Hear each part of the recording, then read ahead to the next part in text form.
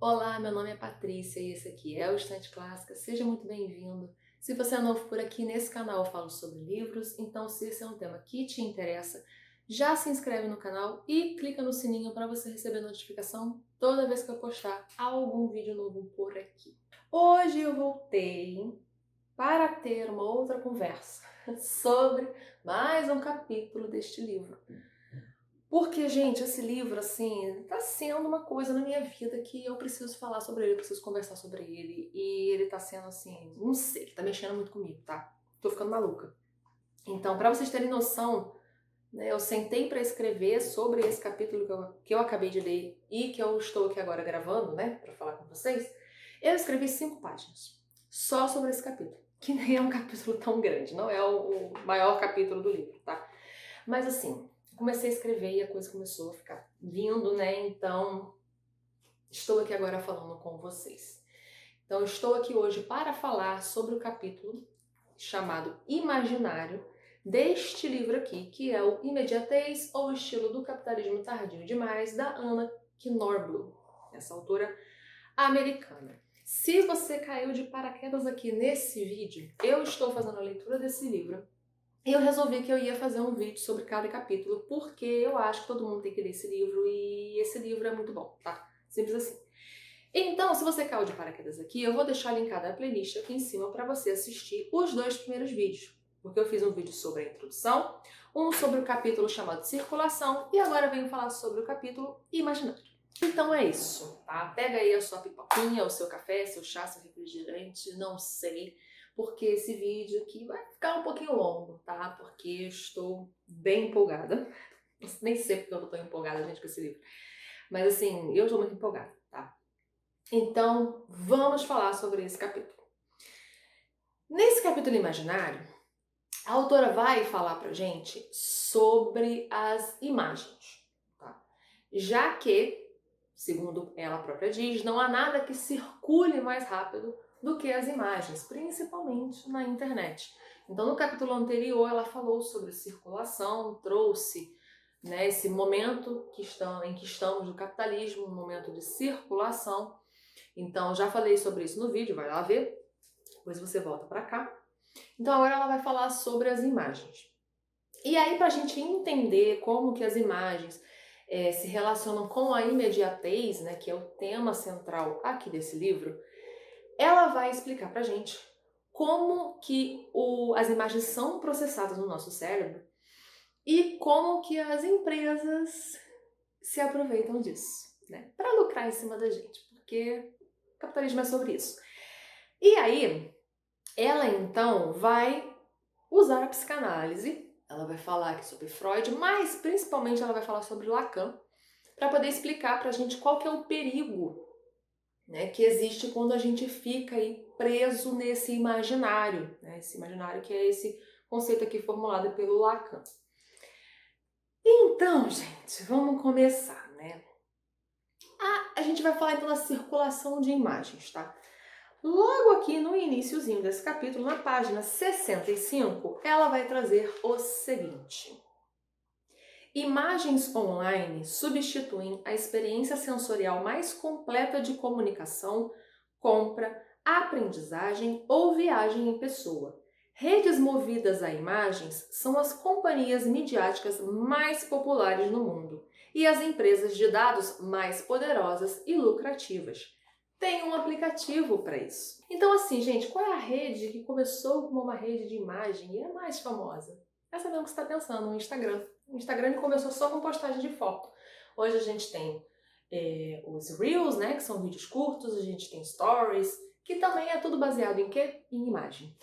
Então assim, e essa coisa, gente, quem nunca ouviu essa frase? Tem um aplicativo para isso, não é verdade? Então assim, gente, se você abrir aí a sua Apple Store ou a Google Store, né, dependendo aí do seu dispositivo, você vai ver que tem aplicativo para absolutamente tudo. E eu fico um pouco irritada com isso, tá? Às vezes eu quero fazer um negócio e sempre tem alguém com mas tem um aplicativo para isso. Mas eu não quero um aplicativo, eu quero fazer a coisa. Meio que aquela coisa de você chegar no restaurante e o cardápio agora é com QR Code. Eu tenho um ódio profundo disso, tá? Eu quero cardápio na minha mão, por favor, para que eu quero um QR Code, tá? Mas tudo bem, né? Se a pessoa tiver os dois, ok, traz pra mim então o cardápio. Agora me irrita muito quando eu chego num lugar e só tem o QR Code. Aí é realmente pra morrer. Mas, tá, voltando aqui, essas redes, né, baseadas em imagens, o que acontece? A gente vai ter uma informação ali muito acessível na superfície, né? A gente é inundado de informação e, lembrando, informação não é conhecimento, certo? Porque para algo se tornar um conhecimento, você tem que pensar sobre aquilo, você tem que estudar, conversar com as pessoas, pesquisar e aquilo, né, em algum momento vai se tornar conhecimento. Então, como a gente é inundado de informação o tempo todo, principalmente assim, leitura nenhuma, não tem uma interpretação longa, lenta. Então, quantas vezes você já não se deparou com uma postagem no Instagram ou algo no YouTube e a pessoa pergunta no comentário uma coisa que está na legenda. Está na legenda da foto que está no Instagram. Mas a pessoa não se dá o trabalho de ler a legenda. Então, assim, as pessoas não leem mais nada, né? É tudo muito rápido. E isso é um problema, né?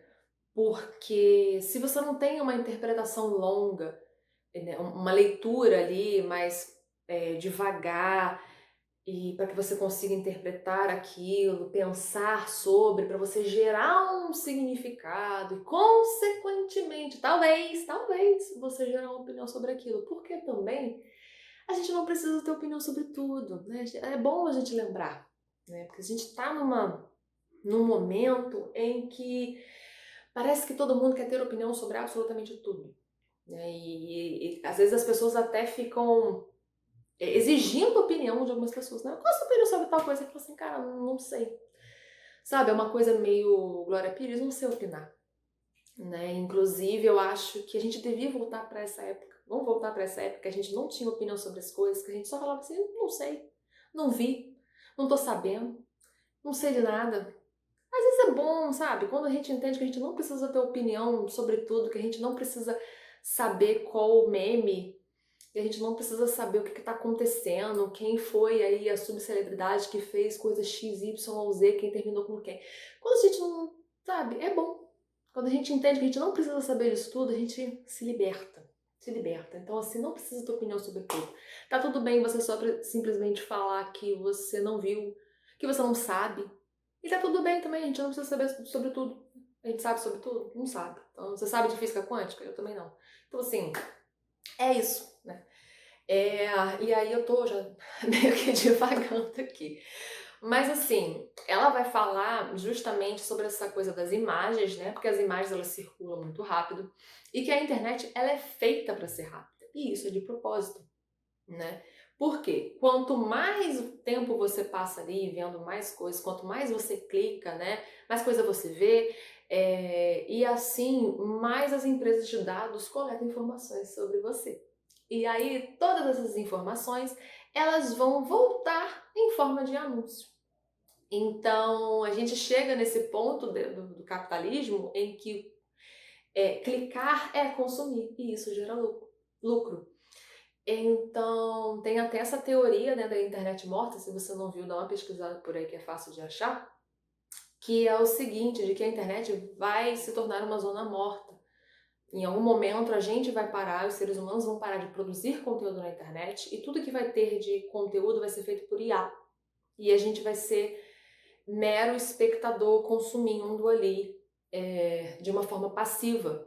Sabe uma coisa meio Wall-E? Lembra do filme Wall-E? Que as pessoas estão lá sentadas e comendo alguma coisa, bebendo um refrigerante, uma tela aqui só vendo, e elas nem se movimentam mais, elas não andam mais. Meio que isso, né? A gente vai ser só um consumidor passivo.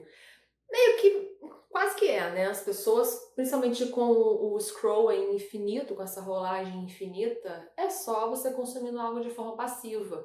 E o algoritmo te entregando algo e você consumindo, porque você não faz uma busca, você não vai mais ativamente atrás daquilo que você quer assistir ou estudar ou compreender e consumir, né? Então, assim, em algum momento, provavelmente, tudo vai ser produzido por IA. E as empresas mais querem isso mesmo, né, gente? Porque assim, vamos supor, eu aqui produzindo conteúdo para vocês, se algum dia eu monetizar o canal, o YouTube tem que me pagar, certo? Mas se tem uma IA do YouTube fazendo o conteúdo, eles não têm que pagar para ninguém, não é mesmo? E aí eles conseguem o que eles querem, que é só ter alguém consumindo ali e principalmente comprando produtos, porque todas as redes são feitas para que você compre produtos, né? Quantidade de anúncios e etc. Não só no YouTube, mas no Instagram e qualquer outra rede, né? E aí, né, voltando aqui, continuando um pouco a linha do pensamento, o que vai acontecer? A gente tá ali consumindo muita coisa uma atrás da outra, a internet é rápido, e isso gera o quê? Ansiedade, uma alta de ansiedade, uma alta de depressão. E aí ela vai trazer pra gente um dado aqui de uma pesquisa que foi feita lá nos Estados Unidos. É importante frisar que ela fala muito num contexto americano, tá? Mas se aplica também ao Brasil, né, e aos outros países. Mas ela vai falar bastante dos Estados Unidos, né? Então ela vai trazer um dado que em 2019 os Estados Unidos já era, por 3 anos consecutivos, o único país desenvolvido que estava experimentando um declínio na expectativa média de vida. E aí ela dizia que isso se devia às pessoas tirando a própria vida, né? A dependência de opioides, que também é um problema muito grande nos Estados Unidos, o alcoolismo, a obesidade e os fuzilamentos em massa. E isso tem a ver também com as redes sociais, né? Porque assim, as redes sociais, né, elas surgiram com essa promessa de uma proximidade e o que a gente vê é, na verdade, um afastamento. Então as pessoas elas estão cada vez mais isoladas e isso não é bom, né? Não é bom pra gente, não é bom pro nosso psicológico e a gente fica vendo coisas nas redes sociais que não condizem com a realidade, né? Então assim, e além disso, ela também vai trazer um outro ponto muito curioso, que é o que ela vai colocar aqui como essa geração eu, ela coloca entre aspas, né? Essa geração eu narcisista, que surge agora nesse contexto. E que essa geração eu, ela vai encontrar, essa geração eu narcisista encontra as bases justamente nesse imaginário formulado por Lacan. E aí ela vai começar a explicar todo esse mecanismo, né? Ela vai dizer aqui que nesse capitalismo tardio demais, né, que ela chama de tardio demais, a gente tem uma inflação do imaginário. Aqui na página 69, ela vai dizer o seguinte: o fato de que o capitalismo tardio demais se organiza em torno da circulação precipita uma inflação historicamente contingente da imagem. E pode-se dizer que a implicação subjetiva disso é uma inflação do imaginário.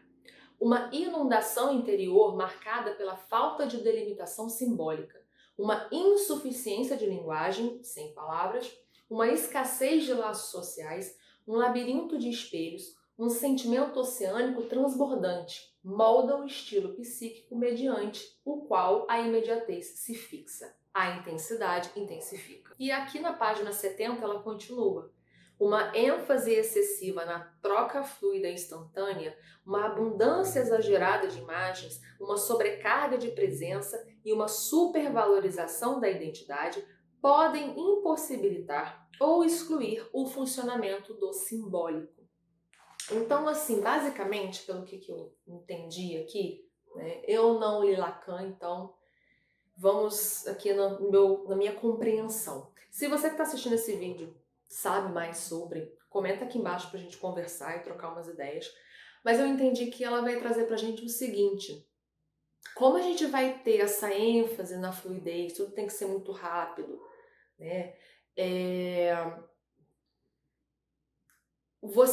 Como ela mesma coloca aqui na página 70, você pode acabar impossibilitando ou excluir o funcionamento do simbólico, porque o simbólico é o terreno onde você acaba criando significado para aquilo que você viu, para aquilo que você leu. Então, quantas vezes você vê as pessoas falando que viram um filme ou leram um livro e elas vão falar sobre aquilo, elas falam, ai, estou sem palavras, né? Ela até usa isso aqui, né? O sem palavras, mas tenta explicar para mim como que foi a sensação de ler isso, de assistir isso, e a pessoa não consegue, porque ela, na verdade, ela muitas vezes, né, ela não conseguiu ir além daquela superfície, daquilo que ela viu, daquilo que ela teve contato, para pensar mais e criar o significado ali na cabeça dela. Então ela não consegue mais fazer essa ligação, né? Não existe mais essa ponte. Você para na superfície, você para naquele texto rápido que apareceu para você, naquela imagem que apareceu rápido, naquele vídeo, e você não, como eu disse, né, a pessoa ela nem leu a legenda e ela já está fazendo uma pergunta de algo que está na legenda. Quantas vezes tem vídeos no YouTube que o vídeo tem 30 minutos de duração, ele foi lançado há 10 minutos no YouTube e já tem comentário há 2 minutos. E aí a pessoa nem terminou de ver o vídeo e ela já tá botando um comentário, às vezes atacando aquela pessoa que tá, né, falando, ou fazendo uma pergunta, ou fazendo um comentário sobre algo que a pessoa mais pra frente no vídeo vai falar, né? E aí se você fala assim, cara, mas tu viu o vídeo? A pessoa fala assim, existe uma coisa chamada velocidade 2x, você conhece? E aí você fala assim, caramba, mas eu não tô te atacando, eu só fiz sabe? Estou falando algo pra você, talvez virar e falar assim, é verdade, né? Vou ver o vídeo, você tem razão, primeiro. Não, né? Não tem mais estou errado. Enfim, né?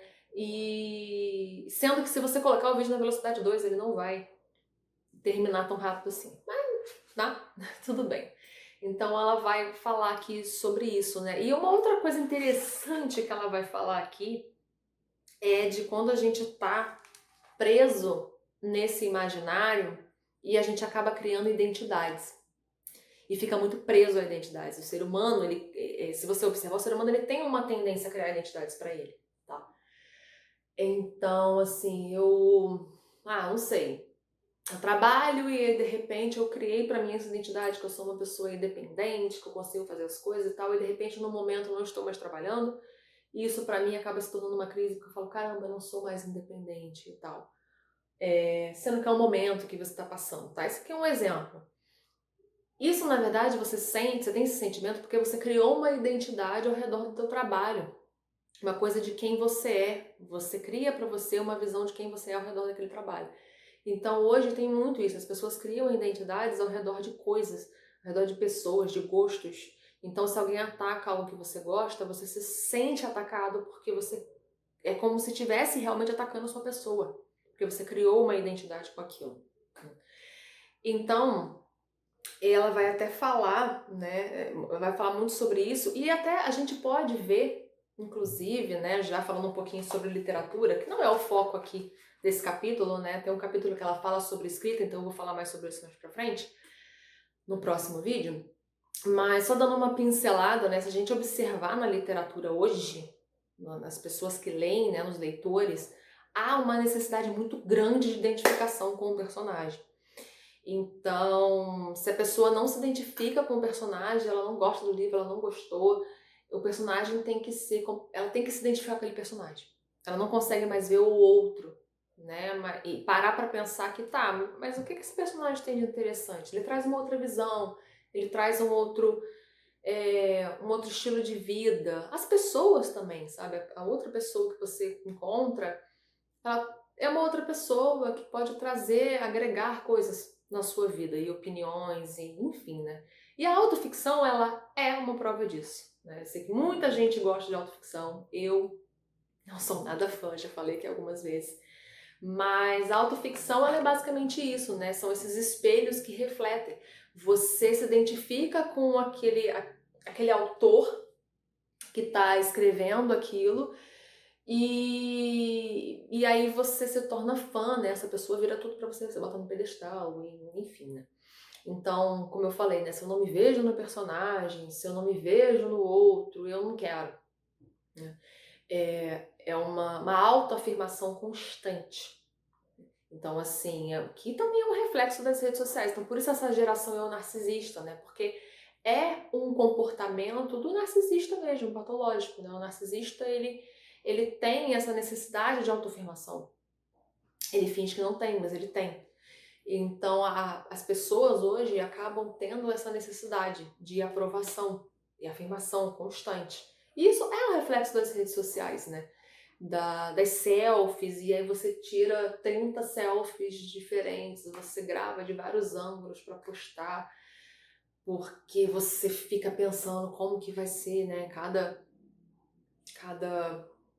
cada postagem sua, né? Essa coisa do compartilha o que você está pensando, você sempre tá tendo opinião sobre tudo e se expor o tempo todo e querendo a afirmação, né? Querendo a aceitação do outro, porque se o outro criticar, acabou o mundo, né?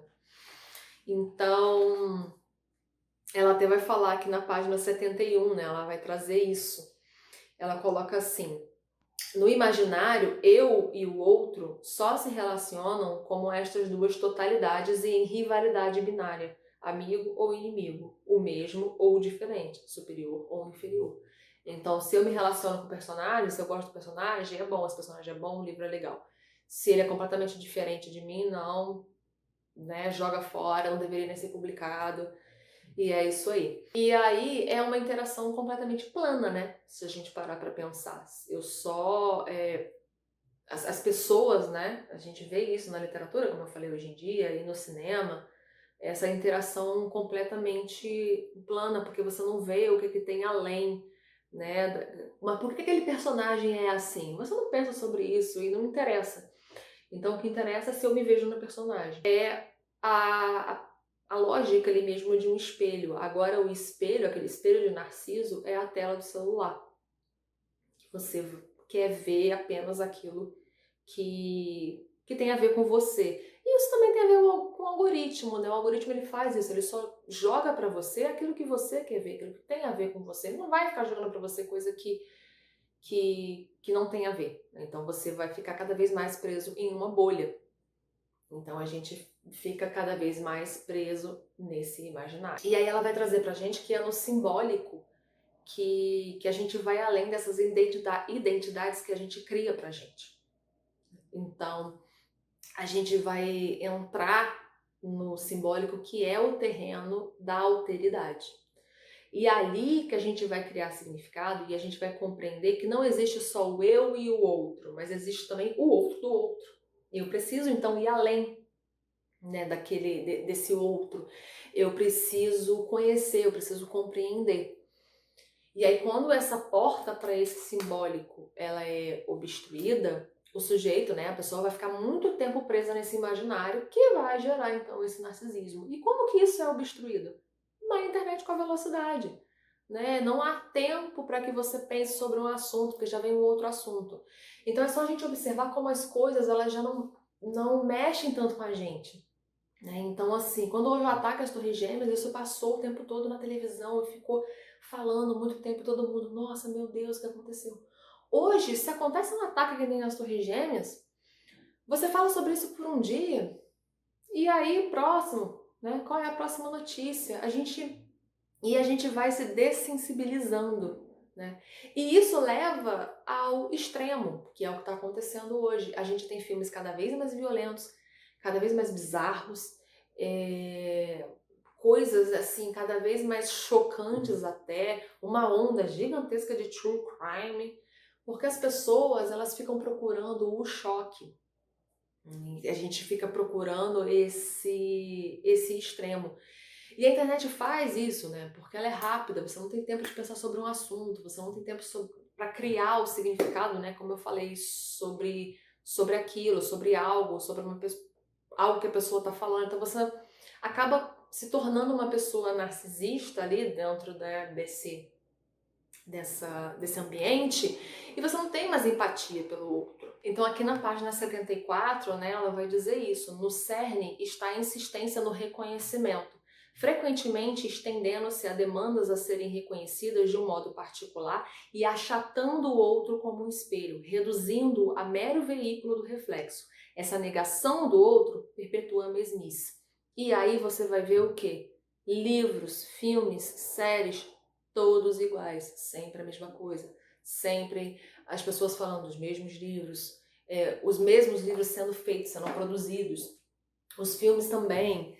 Porque é isso, se você quer sempre algo que que confirma aquilo que você é ou aquilo que você pensa, vai ficar sempre uma mesmice. Porque você vai estar sempre excluindo o outro, você nunca vai estar ouvindo o outro, nunca vai estar tendo acesso a outros mundos, outras pessoas, né? Então, tudo vai ficar uma coisa só. E, assim, gente, pro capitalismo isso tá ótimo, sabe? Enquanto eu estiver ganhando dinheiro com o que a gente está consumindo, maravilha! Então vamos lançar aí 30 livros iguais de Enemies to Lovers e o que importa é isso, que o dinheiro tá dentro do meu bolso. O que essa galera tá consumindo? Não me interessa, eu quero mais é dinheiro no meu bolso. Inclusive, ela também fala aqui na página 74. Uma economia que premia a circulação de imagens, os empreendedores de capital humano e a dadificação de tudo em uma contagem interminável do mesmo homogeneizado, cumpre no plasma a promessa mítica da tela fluida. Então é isso. Coletam informações e fazem as coisas de acordo com o que a gente quer. O Stranger Things é um exemplo disso. Stranger Things é uma série que surgiu de dados da Netflix, do que era mais acessado, do que o público gostava. Juntaram tudo e fizeram Stranger Things e trouxeram para vocês. Então existia uma nostalgia. Então vamos fazer algo na década de 80, com músicas específicas, com roupas específicas. Vamos fazer uma coisa que é meio terror, meio barra ficção científica, isso que a galera tá acessando, isso que a galera quer. Vamos botar criança.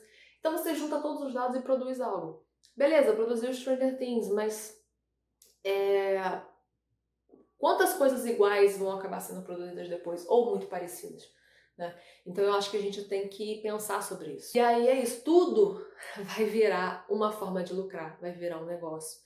Então você não tem mais um hobby, o hobby vira um trabalho, né? E aí a gente tem essa indústria aí, talvez milionária, de autocuidado, que também começa aí também na internet, né? As pessoas, eu preciso desse creme, eu preciso daquele, eu preciso disso, eu preciso daquilo outro. E essa super exposição pessoal, porque também é um extremo, você busca uma aprovação do outro, então você começa a fazer algo na internet e você fala assim, não, eu tenho o meu limite, eu só vou até aqui. Mas será que tem mesmo? E se o público começar a pedir para você fazer X, Y, Z, e você começar a perceber que se você não faz, você perde público, vai ficar ok? Ou você vai começar a fazer porque você precisa da aprovação do outro? Pensa nisso, né? Até onde vai o ser humano? E e não é julgando a pessoa que faz isso, é porque eu acho que muitas vezes a pessoa não percebe. Você é sugado para dentro daquilo. Ela vai falar, né, sobre a sociedade do espetáculo, essa ausência de ausência, né? As pessoas elas não saem, a gente não sai mais da frente de uma tela, a gente está sempre disponível para o outro, né? E aqui na Sociedade do Espetáculo, né? Ela diz o seguinte: uma sociedade do espetáculo na qual a socialidade se dá pelos olhos. Muitas vezes pode dar aos indivíduos a impressão de que nosso trabalho é a produção de nossa própria imagem, sustentando a automanifestação. Então, se você está o tempo todo vendo que tudo é baseado na imagem, você acaba realmente sendo jogado no meio que você acaba achando que a sua imagem realmente é o seu trabalho, né? Então, por exemplo, o meu psicólogo, ele falou que finalmente, né, finalmente não, infelizmente, ele acabou se rendendo e fazendo um perfil no Instagram para poder falar, porque é isso, a gente tem hoje profissões, praticamente quase todas as profissões, que você tem que ter um perfil numa plataforma e ficar falando. Se você é nutricionista, se você é psicólogo, se você é, sei lá, advogado, se você é professor, você tem que fazer um perfil para ficar se vendendo na rede social. E às vezes você só não quer, né? Eu não quero. Mas você é meio que obrigado, você é jogado naquilo. Então, né, ela vai falar justamente que tudo é intimado à presença, né?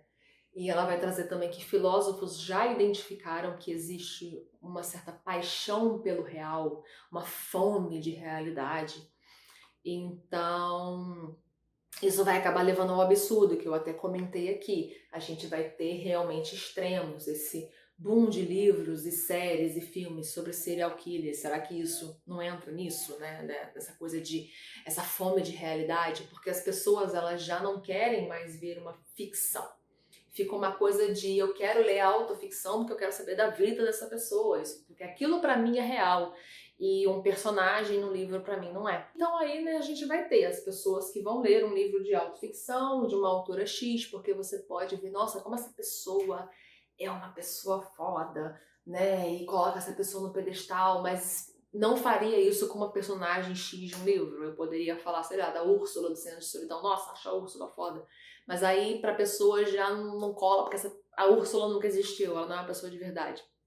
Então, isso acaba sendo aí criado. Né? E como eu falei, vai ter essa busca pelo extremismo, pela violência, pelo sofrimento, você vê o sofrimento do outro, né? E a gente vai ficando anestesiado, né? Mas sempre buscando uma intensidade atrás daquilo. E aí vai para todo um outro movimento maluco, né? Porque vai ter quase que um fetichismo e teorias da conspiração vão surgir, né, nesse terreno, porque as pessoas vão entrar também, às vezes não tem algo por trás. Começa a surgir um certo ceticismo também em relação à realidade, né? Se isso aqui realmente é real ou não.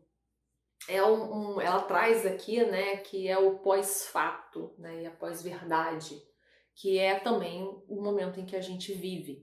Ela vai trazer aqui na página 81, ela vai dizer o seguinte: o ceticismo em relação à realidade, o desempenho quântico, a suspeição em relação aos especialistas, o pós-fato. Torvelinhos arrastando normas coletivas e servindo a verdade personalizada. No imaginário, há tão somente aparência e, portanto, sempre há desmascaramento, a interminável coroação de imperadores nus. Então, também é interessante ela falar sobre essa coisa de eu vou desmascarar, né? Isso acontece muito com a internet também. O exposed, né? Desmascarar alguém. E esse desmascaramento vai ser trazido aqui no livro, né, como algo que na verdade só divide as pessoas, porque as pessoas acabam ficando presas em suas mini-realidades. Elas vão criando, como eu falei lá no início, vão criando identidades para si, que são cada vez mais exclusivas, então é a minoria da minoria. Então isso só nos atrapalha, porque a gente deveria entender, nós deveríamos nos entender como classe, né? Então a gente vive um momento em que o que importa é a luta pela identidade e respeito, quando na verdade, né, deveria ser um respeito para todos. A gente deveria lutar, né, se reconhecer como classe, ser uma luta de classe, né? Mas a gente acaba só lutando horizontalmente, um atacando o outro horizontalmente. E aqui na página 84 ela vai trazer o seguinte: a ativista feminista negra Loretta Ross adverte contra essa percepção equivocada de que o denuncismo seria uma ferramenta dos muitos contra os poderosos, enfatizando em vez disso que a maior parte da humilhação pública é horizontal e praticada por quem acredita possuir mais integridade ou análises mais sofisticadas. E, gente, é isso. É isso que o capitalismo quer, né? Então, é a gente lutando aqui horizontalmente um contra os outros, ao invés da gente se reconhecer como um grupo e tentar atacar a galera de cima. Mas, bom, né? Esse vídeo já tá imenso, né? Então, o que ela vai trazer aqui, né, que a gente precisa para lutar contra esse movimento, contra isso tudo, para a gente sair dessa superfície do imaginário, ir para o simbólico, criar significado para as coisas, pensar sobre, é justamente a gente conversar, a gente ver o outro além do outro, né? E ter mais arte, mais ideias e principalmente mais ambiguidade. Então, a gente não ter mais filmes e livros que são tão didáticos e que ficam o tempo todo te explicando as coisas precisam ser mais ambíguas, porque quando algo é ambíguo, você corre o risco de entender aquilo errado. E se você entende aquilo errado, você pensa, será que eu entendi errado? E aí você vai conversar com outra pessoa e você vai entender, e isso que vai salvar, sabe? Eu acho que é isso que vai salvar. Não só eu, né, como ela também. E eu acho que outras pessoas também pensam o mesmo. Então, gente, é isso. Esse vídeo já está imenso, não era pra ficar tão longo, mas como eu falei, eu escrevi 5 páginas sobre isso, né? Então, né, muita coisa pra falar. O próximo vídeo que eu vou fazer, eu vou falar sobre a parte de escrita, né, que é a parte onde ela vai trazer aí as opiniões e vai trazer dados e muitas coisas sobre autoficção, que é por isso que eu comprei esse livro, tá? Para falar a verdade para vocês, para entender não só na escrita, né, não só nos livros, mas também nos filmes, porque tem uma parte que ela vai falar sobre vídeo, por que que a gente tá nesse momento, né? E, gente, muito bom, leia, tá? Se você já leu, comenta aqui embaixo, vamos conversar, né? Se eu entendi tudo errado e eu só falei um bando de bobagem, também comenta aqui embaixo, sem ataque, né, gente? Vamos ser aqui educados, né? Então, se você fizer um comentário super educado, eu vou conversar com você e a gente vai se entender. Se tiver ataque, é isso, gente, eu não respondo, tá? Então, se você gostou desse vídeo, também deixa aí o seu like e te vejo no próximo vídeo aqui dessa série, tá bom? Um beijo e tchau, tchau!